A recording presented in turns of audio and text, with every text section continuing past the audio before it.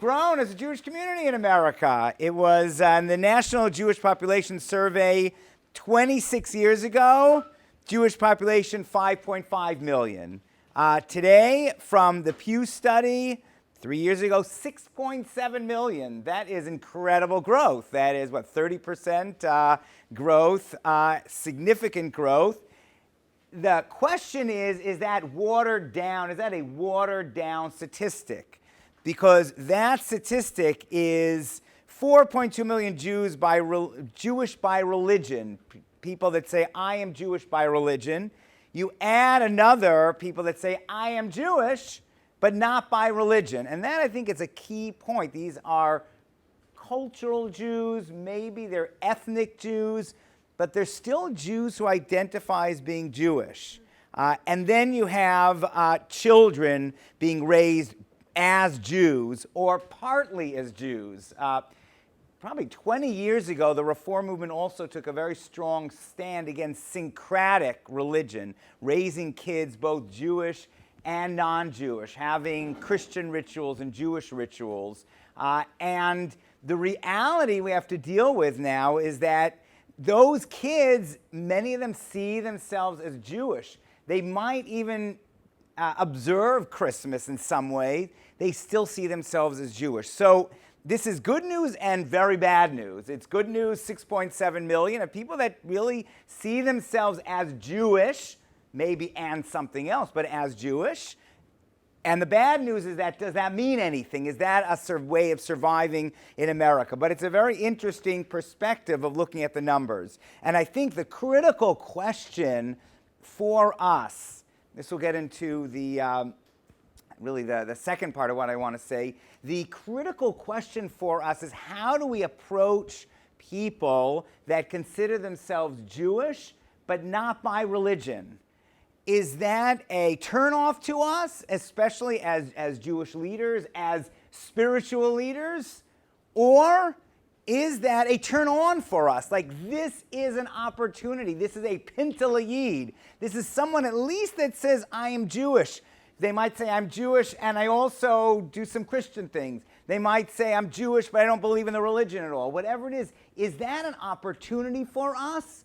Or is that a turnoff for us? And for too long, just as Dr. Bay mentioned about conversion, I think we've been turning off. We've seen it as a turnoff, people that are not willing to give us the credibility of saying, I'm proud of being Jewish by religion. I'm proud of the religion. And we've been looking askance at them. And I think that the opportunity now is that we have many, many Jews, 6.7 million, but we really need to connect to them as Jews and find a way to connect them to the community. A lot of this is going on in Israel now. A lot of people want to learn Gemara. They want to study Gemara in a Beit Midrash, but they don't consider themselves religious at all. They might not believe in God. They don't want to wear a kippah. They want to just study their culture. And finally, I think Israel is, many organizations, they're starting a smicha Yisraelit, Rabbanut Yisraelit, a new kind of being a rabbi. It might be the frummest people doing it that are becoming these rabbis, men and women, but it's not necessarily a religious thing. It's a challenge also, actually, in Europe. There are many people that want to become Jewish, but not by religion. And this is it. So but when we have Jews that are Jewish but not by religion, the challenge for us is to see this as an opportunity. On page 7 of this article, he looks at the studies of Cooperman and Smith that say, Jews are becoming less and less interested in religion. It's just shift in Jewish self-identification reflects broader changes in the U.S. public. And it's interesting that Sassone doesn't agree with that. The Jews that are Jewish but not by religion are not necessarily watered down. They're not hooked on by religion. They might not even be hooked on by our tradition, but it's not that they're any less connected in a certain way, in a deeper way. So rather than seeing them like as a lost cause, this is a real opportunity. The final thing in this paper, very interesting, is realizing that the Pew study found that connection to Israel has remained constant. We're always petrified that fewer and fewer people will be connected to Israel. Actually, connection to Israel has remained constant. It is less amongst children of intermarriage, certainly people that are Jewish but not by religion. But this, again, we have to rethink connection to Israel. And this is very difficult.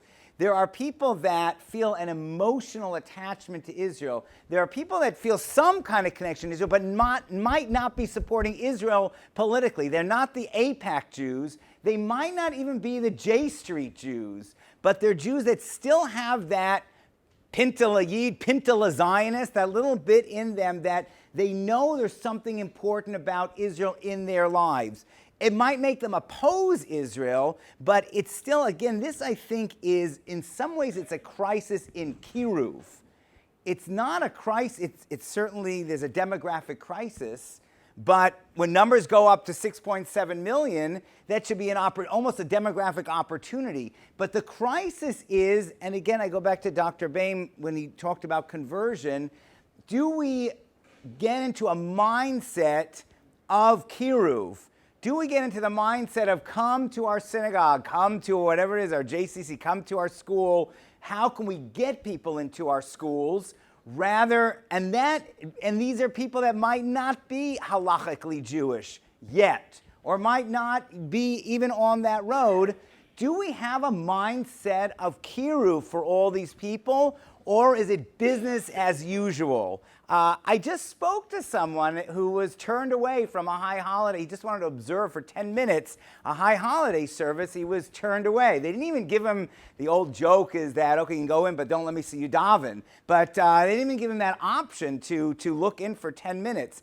I think we still have not changed our mentality. We're still running away from people when they don't support the positions of Israel the way we like them.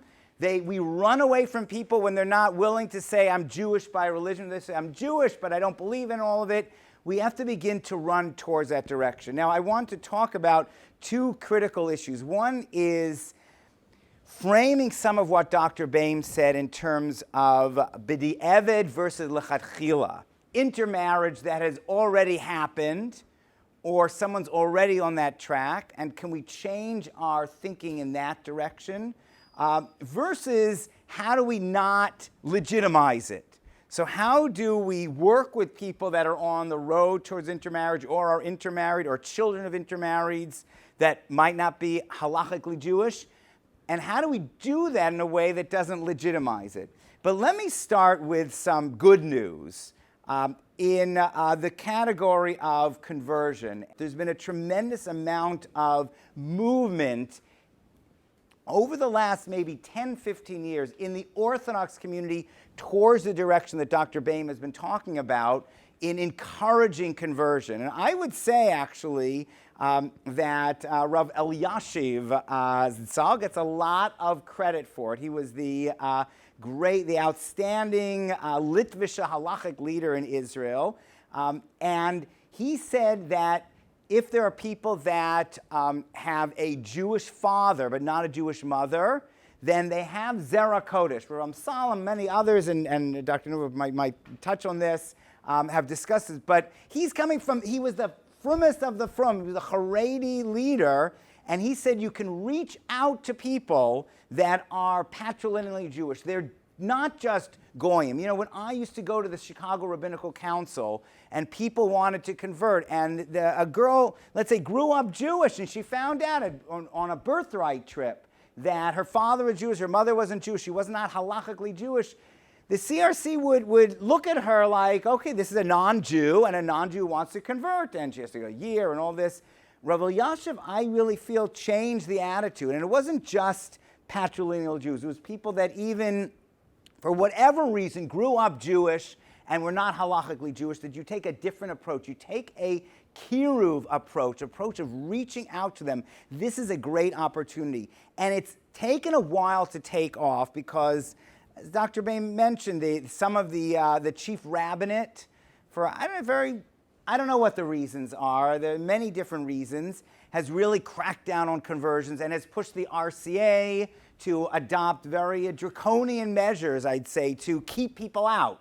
in conversions and make Orthodox conversions difficult. But thank God there's now developing a countercurrent. Rav Riskin is setting up centers. He's one in New York under Rabbi David Kalb and other centers to reach out to people and say, so when I get a call from someone, you know, we're dating, my son is dating someone who's not Jewish, I can tell him, call Rabbi Kalb, and he's going to take an approach of kiruv, of bringing them in a very systematic way. And in fact, he mentioned someone, that really by the end of this process, they're keeping Shabbat at least 4 times, 1 month before conversion. And many of them are really on a serious level.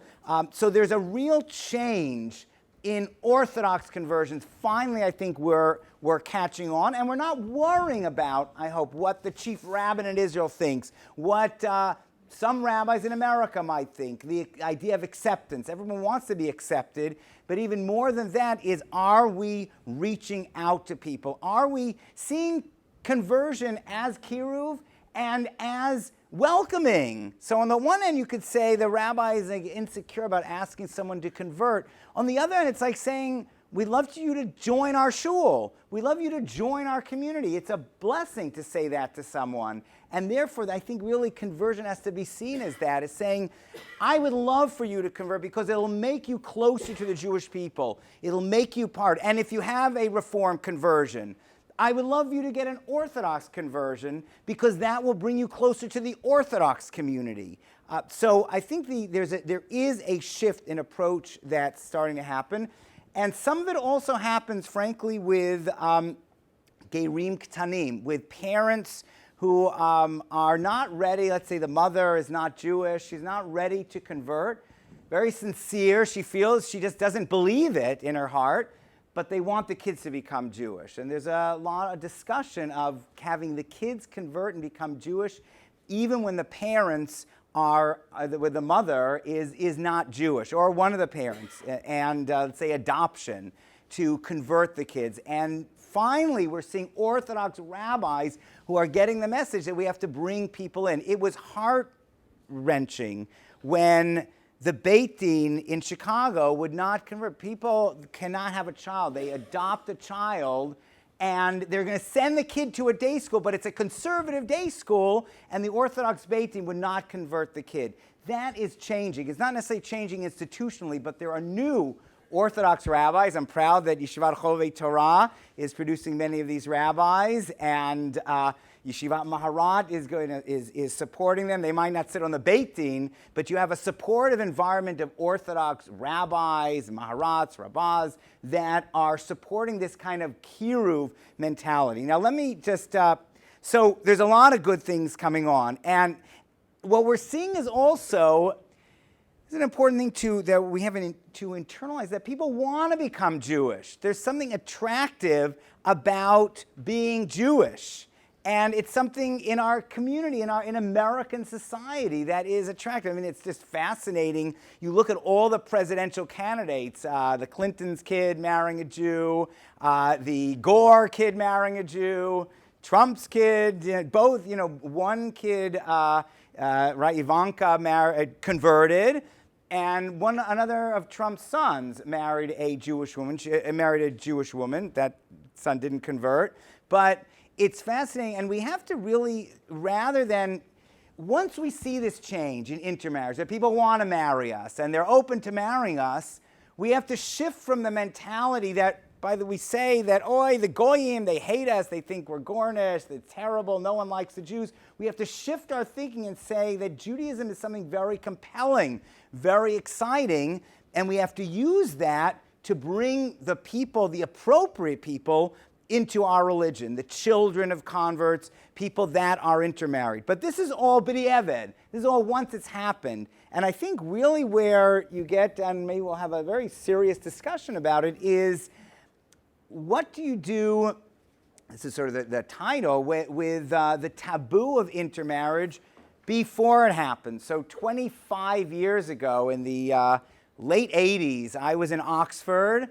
and this wild Lubavitcher comes, Rabbi Shmuley Boteach, and shakes things up, and he brings, Ronald Reagan, he brings all these Rabin to Oxford, and, Netanyahu was like the second. Like, if he couldn't get the right speaker, Netanyahu would come and would speak for L'Chaim Society. And Rabbi Boteach, 25 years ago, more than that, was encouraging people to come for Friday night dinner and bring your non-Jewish girlfriend, or the Jewish woman, bring your non-Jewish boyfriend. And at that time, I was bothered by it. I felt like the whole point is Hillel. I grew up, I went to Boston University, Hillel, and then the Jewish Society in Oxford. The whole point is what Dr. Bain referred to when you come to college, to try to have that mix of Jews, to try to have that critical mass of Jews coming together so that you have the relationships with Jews, and maybe you'll marry a Jew. Once you make Hillel, and once you make L'Chaim Society, once you make Friday night dinner, just a mixture of Jews and non-Jews, then it's going to be problematic. So that would seem like, so I was very upset about this, and yet, I think in some ways, that is something that we really have to consider. First of all, if we're thinking that if it does happen, that someone meets at a Friday night dinner at a real Jewish environment and the non-Jewish boyfriend, and somehow the romance starts from that, then automatically, if we think about conversion and automatically if we think about this has to be a Jewish family, it's not quite as threatening. The other point is, I think today, to get Jews to come to Hillel or to a L'Chaim Society, perhaps we have to be open to say, bring whomever you want. This is very tricky. This is where L'chadchila and B'di'evid come into conflict. Should we say, no, don't bring them? Or should we say, we want to get Jews to come to Friday night dinner? How are we going to do that? We have to make it unrestricted. So he was, I think, a real revolutionary in this. Now, we don't do in the Orthodox world, in the traditional world, in the conservative world, perform intermarriages. But I have a conservative rabbi friend who says that what he does do is once they're married, then he does like a Chanukat Habayit, a Simchat Habayit. If they're going to have a Jewish home, he goes to their house and puts up a mezuzah and celebrates this as a new family.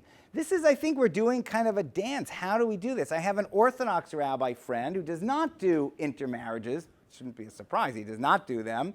But he wonders, in the world of Kiruv, where you're going to get people coming to your shul who might be Jews, not even by religion, but they wander in and suddenly they like the rabbi perhaps, they like the community, and they happen to have been dating very seriously or engaged to, let's say, a non-Jewish woman. And they come to the rabbi and they say, Rabbi, we never thought we loved synagogue. We never thought we love I love Judaism, but I love it and I love you.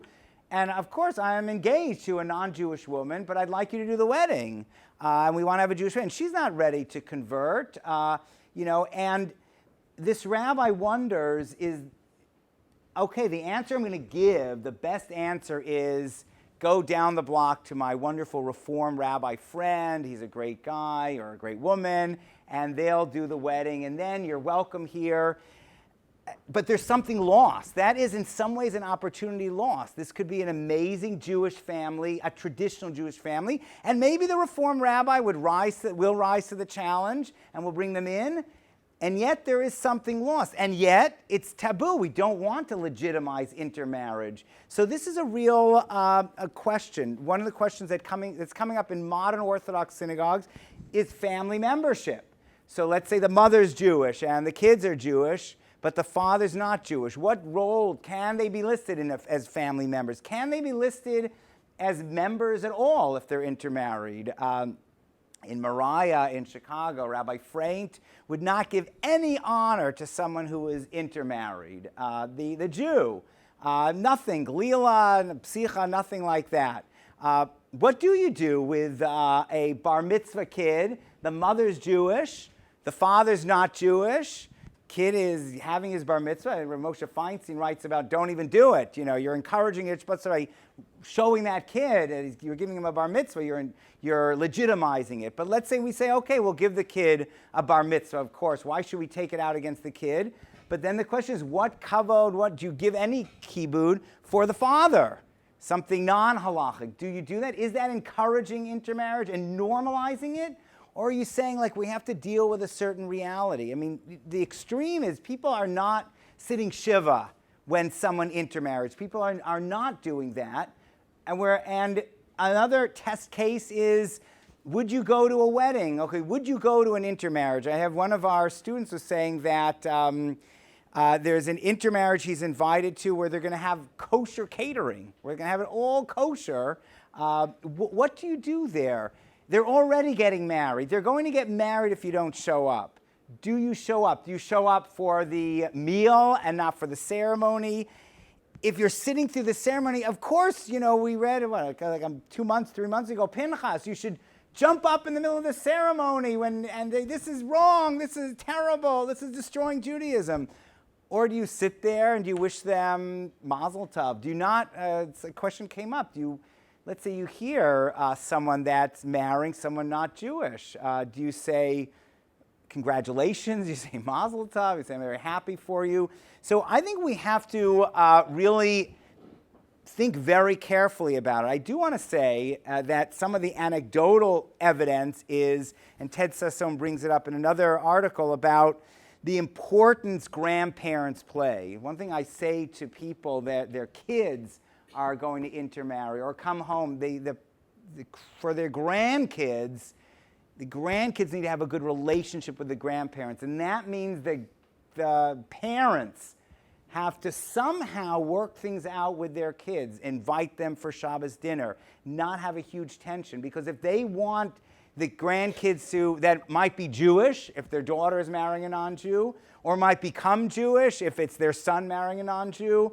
or there might be a conversion somewhere of the grandkids or the kids, they've got to have that relationship. That maybe is the most precious thing that we have, is that relationship with the kids. And yet, in some ways, is that legitimizing it? Michael Medved said that, who became frum, said that he brought home a non-Jewish woman. His parents went berserk, and they said they're going to sit shiva, and he didn't understand why are they so upset. So he learned, and he went, and he broke up with the girl, and became frum, and that's one story from 30, 40 years ago. But the story that I have is that this family, the father actually had a reform conversion, but he himself recognized that it wasn't halachic. And for the bar mitzvah, his son, it was actually a bat mitzvah, he held the Torah. We had him do a minimal amount.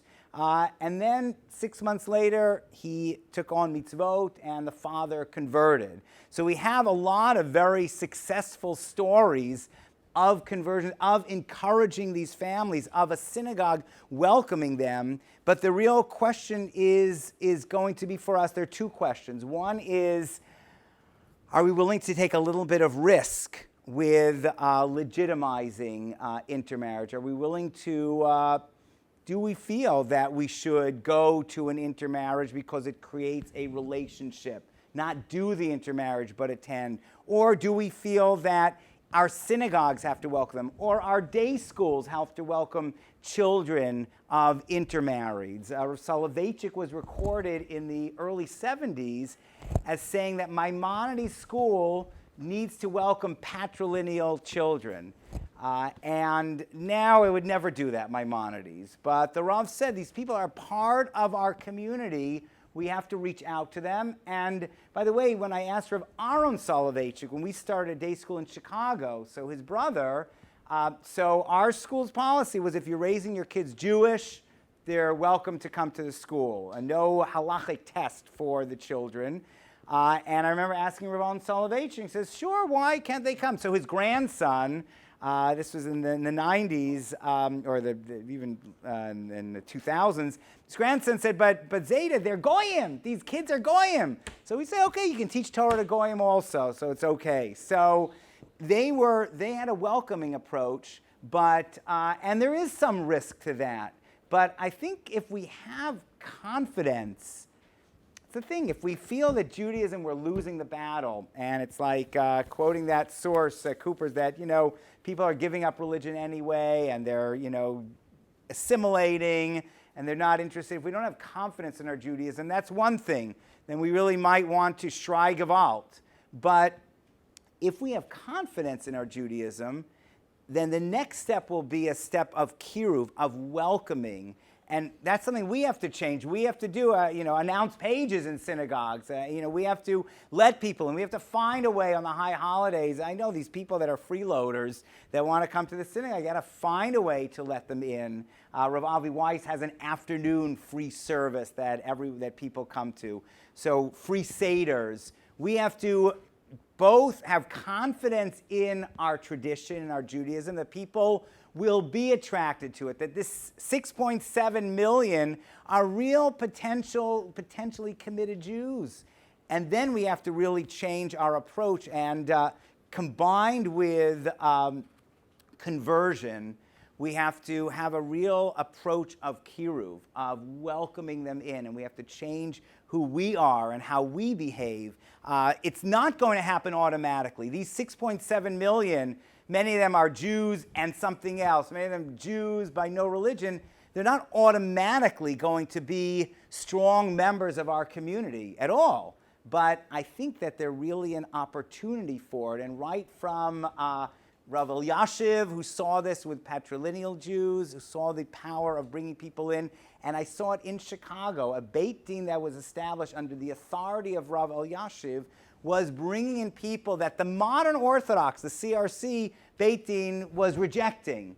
People were coming in, and people were becoming committed Jews. So if we take this approach of kiruv within the crisis, then I think that this can be a great opportunity. And I think that the new people coming into our community will be a great addition, will really give us strength, and will make us feel good about our Judaism, that, look, people like Torah. It's meaningful for people. It speaks to the world today. And so I'm actually relatively confident. I think that there's a lot of jumping through hoops and a lot of balancing that we have to do, b'di'evid versus lichatchila. But I think that I have the confidence that our community can change and can take on an approach of welcoming, of kiruv, and can really turn this crisis and this challenge around to an opportunity for really growing the Jewish people.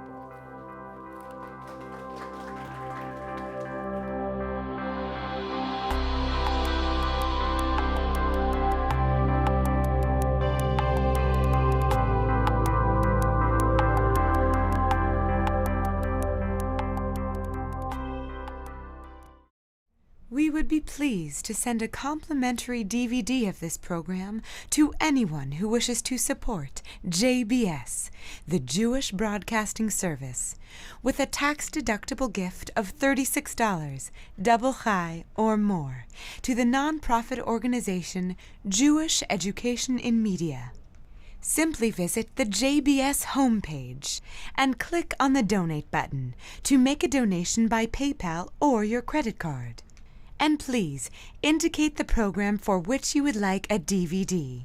Or you can send your tax-deductible check made out to Jem, Post Office Box 180, Riverdale Station, Bronx, New York 10471.